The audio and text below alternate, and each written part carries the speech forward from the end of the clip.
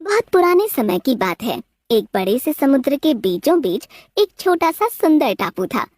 पूरे टापू पर बहुत सारे पेड़ पौधे थे। वहाँ पक्षी राज करते थे और बाज वहाँ का राजा था। वो बहुत ही उदार और सहायता करने वाला, सभी की खुशी से खुश होने वाला था और सभी के दुखों को बांटकर कम करता था। हर वर्ष वहाँ वन देवता की पूजा की जाती थी और पूजा के लिए जंगल के सबसे सुंदर फूल, स्वादिष्ट फल को चुना जाता था। ये चुनाव राजा खुद करता था। उन भाग्यशाली फल फूलों को वन देवता के चरणों में चढ़ाया जाता था। पिछले कई वर्षों से जंगल के सबसे सुंदर लाल अनार के फलों फूलों को इसके लिए चुना जा रहा था। इसलिए अनार का पेड़ बहुत ही घमंडी हो गया था। उसे लगता था कि वही एक है जो सबसे सुंदर है। घमंड के कारण वह तितलियों और मधुमक्खियों को अपने फूलों पर बैठने भी नहीं देता था। यहाँ तक कि पक्षियों को अपनी डालियों के पास भी नहीं आने देता था। ए चिड़िया, भाग यहाँ से। ये कोई मुफ्त की धर्मशाला दिखती है क्या? हाँ, मैं जंगल में सबसे सुंदर और महत्वपूर्ण पेड़ हूँ। मेरे फल फूल सिर्फ वन देवता के लिए हैं। हर कोई तुझ जैसा टुच्चा इन्हें छू नहीं सकता। चल भाग यहाँ से।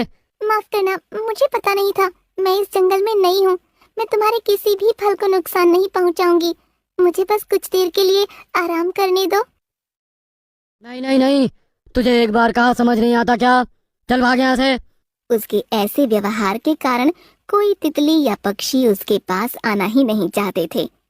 उसी अनार के पेड़ के पास एक अमरूद का पेड़ भी था। उसके फूल छोटे और सफेद थे।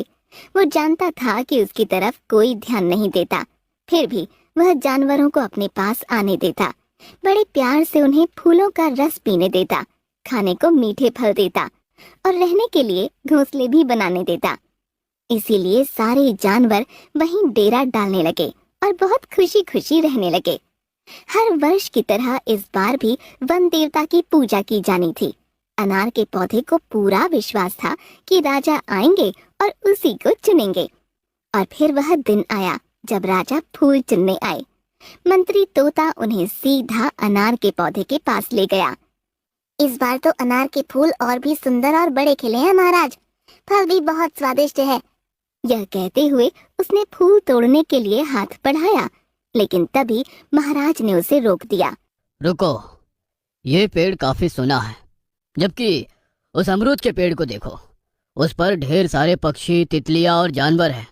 मतलब उसके फल इससे स्वादिष्ट है और ये कीट पतंगे भी इसके पास आकर बहुत प्रसन्न हो रहे हैं। और वन देवता भी यही चाहते हैं कि जंगल में ऐसे ही सब घुल मिल कर रहे। इसीलिए पूजा के लिए हम इस पेड़ का चुनाव करते हैं। यह सुनकर अनार के पेड़ का घमंड चूर चूर हो गया और पछतावा करने लगा। तभी एक दिन एक लकड़हारा जंगल में लकड़ी की तलाश में आया और घूमते घूमते अनार के पेड़ के पास पहुंचा। लकड़ी के लिए उसे वह पेड़ उचित लगा और काटने लगा। तभी अनार का पेड़ बोल पड़ा। इस जंगल में इतने सारे पेड़ हैं, तुम्हें मैं ही मिला काटने के लिए। ये देखो, पास में अमरूद का पेड़ है, उसकी लकड़ी मेरे से भी मजबूत है।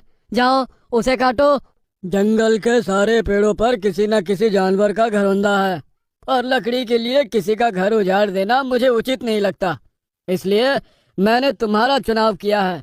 तुम पर कोई घरौंदा नहीं है और इस अमरूद को देखो, कितने सारे घोंसले हैं। कीट पतंगे भी कितने खुश हैं। और लकड़हारे ने अनार के पेड़ को काट दिया।